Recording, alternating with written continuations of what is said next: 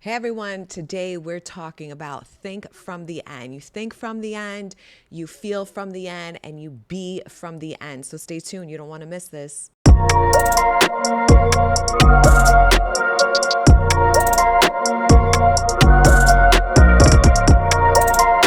Hey everyone, my name is Velez. I am a former trauma therapist and now turned spiritual manifestation, life transformational coach, whatever you want to call me.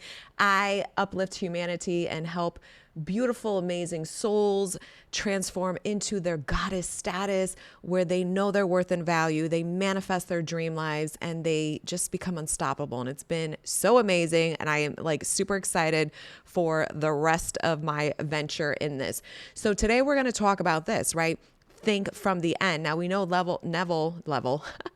Neville has taught us living from the end. So this is where I'm getting this from. So we think from the end. So the version of us that wants what we want is not someone who thinks from the end. We're looking in the future and we're saying, I want that. I wish I could have that. How come they get it and I don't? Wow, it's not here. It's not here. I don't look. My bed's empty. Look, I'm not getting I love you texts from my person.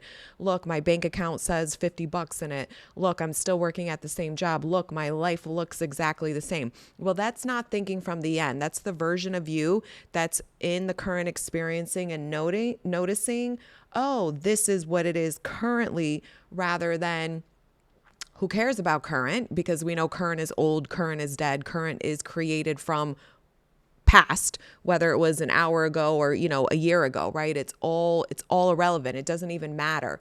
So what we want to do instead is we want to think from the end. So if I were in the relationship of my dreams, right, what would be my thoughts when I'm noticing my reality? Oh, wow. Thank you for this amazing man in my life. Thank you for this beautiful relationship. Thank you how loved and cherished I feel. Wow, my relationship is so amazing. I'm in the best relationship of my life. This feels so incredible. I love waking up next to this person every day. You get the idea, right? We go on and on. That is someone who's living the reality you want, and they're thinking, that's what they would be thinking from the end. They wouldn't be, again, noticing their current reality. Where is it? It's not here. I wish I could have that. One day I'll have that. It's no, if I had it right now, what would I be observing? And then what would be my natural thought process around it? Oh, look, I love seeing him when I roll over in the morning, right? That's what people do. They'd roll over and they'd have a smile on their face because their favorite person's laying next to them. So you have to train your mind to think from that. Same thing with money, right?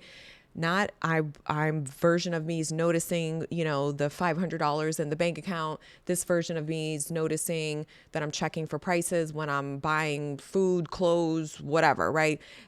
This version of me is feeling annoyed every time, right? I'm paying my credit card debts and noticing how much balance is still on the credit cards, things like that. Well, no, that's not thinking from the end. That's thinking from current. So we don't manifest what we want by focusing on currently what we have. We manifest what we want by choosing and deciding with intention, oh yeah, this is the outcome I want.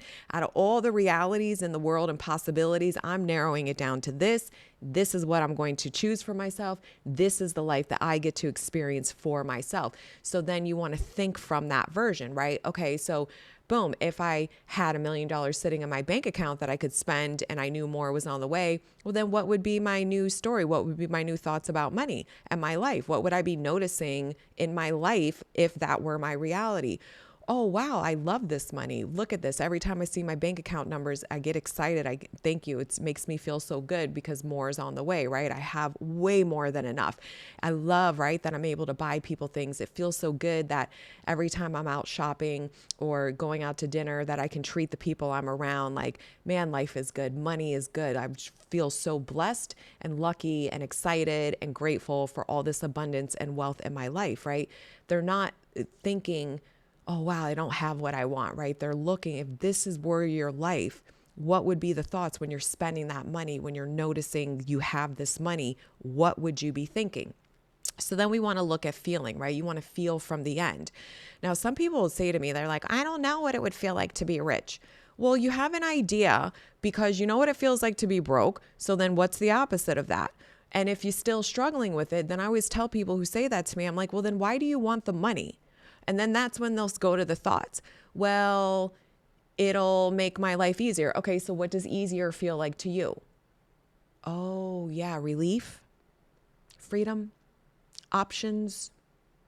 Yes, you see where I'm going with this, right? Well, I don't know what it feels like to be loved because I've never felt that. And I've always felt unworthy and unloved, right? Unlovable. Okay, so then why do you want it? Well, I want to have fun with someone. I want to know that someone has my back. Okay, so what does that mean then to have those experiences? How would you feel having those experiences? Oh, well, I guess I would feel supported. Okay, good. That's a good start, right? I would feel cared for. I would feel loved. I would feel chosen. I would feel like I matter. I would feel like I have somebody who really cares about me. That would make me feel really good on the inside. I would feel appreciative of that. And I would feel worthy, and I would be a version of me that loves receiving that. So you have it, you can get to the feelings. So then, okay, so how do I cultivate that within, right? Well, we have to change the thoughts because thoughts change your feelings. They create your feelings and emotions. But in the interim, until you reprogram your mind to know and be different, then we want to learn techniques, whether it's subconscious ones, which I have amazing ones, Maritsa and I do in our transformational coaching group, which is phenomenal.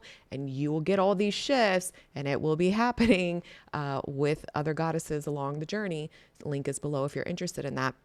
But you start that, right? You start these practices. How do I cultivate feeling the things that I desire to feel? Because we're not waiting for it to happen, because that's how you're going to manifest what you want. It's on the other side of who you've been. So then we look at who are we, right? Who are we being? So we know we're changing our thoughts. We're changing our emotional state. We're aligning them to that version that is in the end result, that's in the end of the experience that we want to manifest. So then we look at how are we showing up every day in our lives? Well, if the version of you over here is in the relationship of her dreams and she feels secure, loved, nurtured, valued, supported, and worthy to receive that, right? That's someone who has a healthy, loving relationship. That's how they genuinely typically feel. They don't feel insecure. They don't feel jealous. They don't, like, all the time. They're human. There might be once in a while.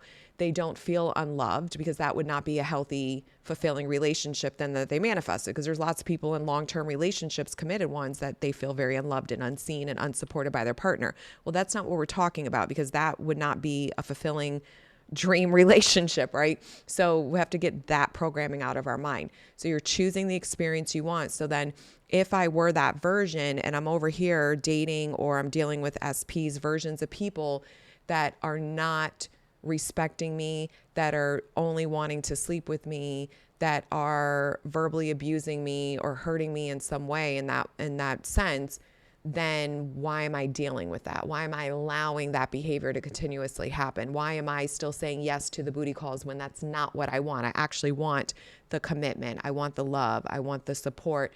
But then I'm choosing to sleep with a version of someone that I manifested, right? That isn't the version that supports me, loves me, and cares about me. And again, it's not shaming people for having sex. It's understanding that, who am I being while I'm having sex, right? If I'm saying yes to being a booty call, am I doing it from an empowered place, or am I doing it from a disempowered? If you're doing it from the version of you that misses them, that is scared if you say no, that they'll go get it somewhere else and they'll never talk to you again, right? Or you're just so lonely and desperate for validation and attention and love and affection that you say yes because you know that's the only way they'll see you. Well, that's a disempowered state, right? So that's not how we manifest. That's not the version of you in the end. You're not living from the end. You're not thinking from the end. You're not feeling from the end, and you're definitely not being from the end. So we have to change all of these things in order to be in alignment. That's what alignment is. Thoughts, feelings, behaviors are all matching the version of me that's living in the end, that has everything they want. So it's really understanding that and then cultivating that within. And it's also trusting, right? It's trusting and knowing that I'm transforming, right? When we look at a caterpillar turning into a butterfly, they go through the same process, right? As a caterpillar, they have a self-concept and identity that this is what a caterpillar thinks, feels, and does. I don't know if they feel, but I'm going to assume they do because they're living, okay? So they're thinking, feeling, and doing and being what caterpillars do. That's what programmed in them. So whatever those behaviors are all day, that's what the caterpillar does. But then the caterpillar says, I'm living in the end, baby. I'm changing my self-concept. I want to be a butterfly, right? So then what does the butterfly do? Well, I got to think like a butterfly now. So I got to change. I can't keep thinking like the caterpillar and expect to become a butterfly, right? So I got to start thinking the thoughts that butterflies think, feel the feelings that butterflies feel, and have the behaviors that butterflies have, so that I can metamorphose and transform into that. So in that process, the caterpillar, when they choose the end result they want, they understand, okay, this is what I want. Who do I need to become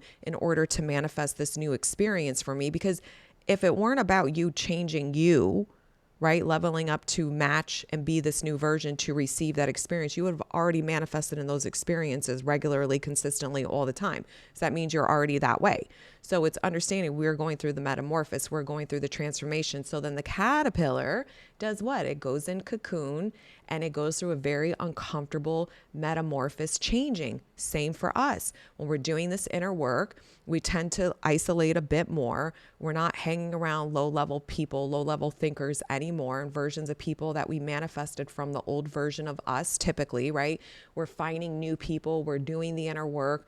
We're going within. We're turning off the distractions. We're allowing ourselves to work through the triggers and do this beautiful practice of our own transformation and metamorphosis. It is uncomfortable because it's different and it's new and it's not familiar yet, right? So we're metamorphosing and changing the inner state, the inner being, the inner ways, the inner workings, so that we're focused and all in alignment with who we say we want to be, right? The butterfly.